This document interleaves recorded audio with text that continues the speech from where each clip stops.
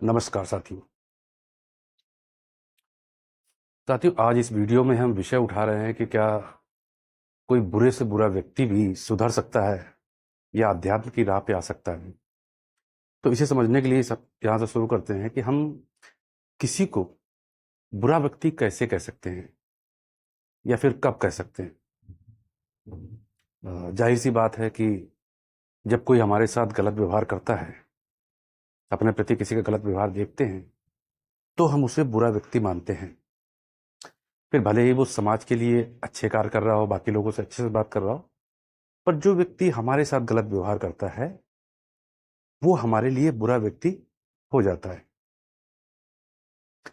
लेकिन अब बात यहाँ पे ये आती है कि अगर बुराई नापने का हम यही पैमाना रखते हैं तो फिर हम भी कईयों के लिए बुरे होंगे, क्योंकि हम भी एक जैसा व्यवहार सबके साथ थोड़ा ही करते हैं।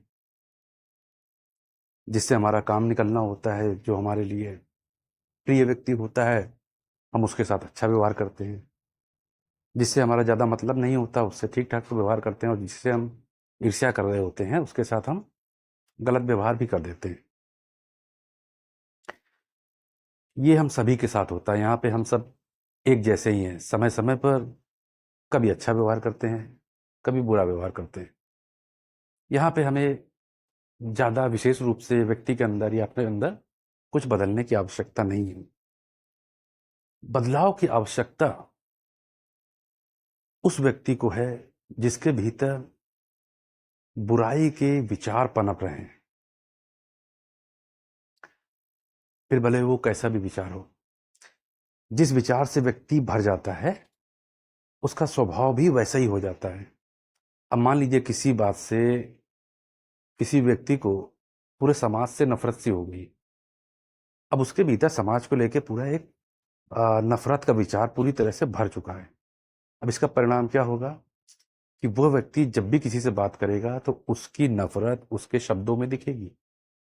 भले ही वो किसी भी पद पे हो, वो किसी बच्चे से बात कर रहा हो, किसी महिला से बात कर रहा हो, या फिर किसी बुजुर्ग व्यक्ति से बात कर रहा हो, उसकी नफरत उसके शब्दों में, उसके कृत्यों में, हर जगह दिखेगी, यदि वो नफरत के विचार से भरा है तो। इसी तरह से कोई हिंसा के विचारों से पूरी तरह से भर सकता है, कोई वासना के विचारों से पूरी तरह से भर सकता है, तो कोई अहंकार के विचारों से पूरी तरह से भर सकता है। तो जब व्यक्ति किसी पर्टिकुलर विचार से पूरी तरह से भर जाता है, तब वो कभी कभी कई मौकों पे ऐसे ऐसे अपराध कर डालता है कि जिसको सुन के देख के एक साधारण व्यक्ति की रूह तक कांप जाती है। मगर वो व्यक्ति इसे बड़े आराम से कर जाता है। क्यों कर जाता है? क्योंकि वो पूरी तरह से उस अपराध के लिए विचार से भरा था। पर हम ऐसे व्यक्ति को ही बुरा व्यक्ति समझते हैं, कि जो हमारे लिए ही नहीं पूरे समाज के लिए बुरा है, और हम उसे बुरा व्यक्ति कहते भी हैं। पर अधिकतर मामलों में बुरा कोई व्यक्ति नहीं होता, बुरा विचार होता है जो उस व्यक्ति के अंदर गूंज रहा होता है।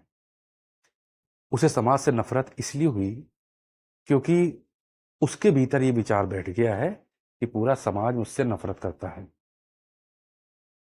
अब ऐसे व्यक्ति को अगर हम बदलना चाहें या अध्यात्म की राह पे लाना चाहें, तो यह तब तक संभव नहीं है जब तक उसको बदले में नफरत मिलती रहेगी। जिस दिन वो किसी ऐसे व्यक्ति से मिलेगा जो कि उससे नफरत नहीं, बल्कि उसको ये बता सकेगा कि तुम्हारे भीतर जो ये नफरत का विचार चल रहा है उसको बता सकेगा, उसको दिखा सकेगा। और यदि व्यक्ति देखने में सक्षम हो जाता है कि बुरा मैं नहीं, मेरे भीतर चल रहा विचार है, तो फिर वह विचार भी हटाया जा सकता है। फिर व्यक्ति की सारी बुराइयां तत्क्षण गिर जाएंगी। जैसे कि डाकू अंगुलीमाल की सारी बुराइयां गौतम बुद्ध से मिलने के बाद गिर गई थी। उससे पहले वह भी एक बहुत बुरा व्यक्ति था, डाके डालता था, लोगों को लूटता था, हिंसा करता था। पर वो यह तब तक करता रहा जब तक उसे बताने वाला कोई गुरु नहीं मिला। जिस दिन गौतम बुद्ध से मुलाकात हुई, उस डाकू ने उनको अपनी तरफ से नफरत दी, मगर बुद्ध ने वैसा रिएक्शन उनको नहीं दिया। बुद्ध ने वही किया जो सही था। इसलिए बुरे से बुरा व्यक्ति भी जब किसी सही व्यक्ति के सामने आ जाता है, जो उसके भीतर की बुराइयों के प्रति जो विचार है, जिन विचारों के प्रति विचारों के लिए वो बुराइयां कर रहा है, गलत काम कर रहा है, तब उसकी सारी बुराइयां गिर जाती हैं और फिर व्यक्ति सुधर ही क्या सकता है, बल्कि अगर सही कोई गुरु से मिल जाता है तो फिर वो अध्यात्म की राह पर भी चल सकता है, परम योगी भी बन सकता है। इस विषय पर डिस्क्रिप्शन में मैं थोड़ा सा और गहराई में जाके लिखूंगा, तो समझने के लिए आप उसे भी पढ़ लीजिए। बाकी किसी नए विषय पे आपसे मिलते हैं नए वीडियो में। धन्यवाद।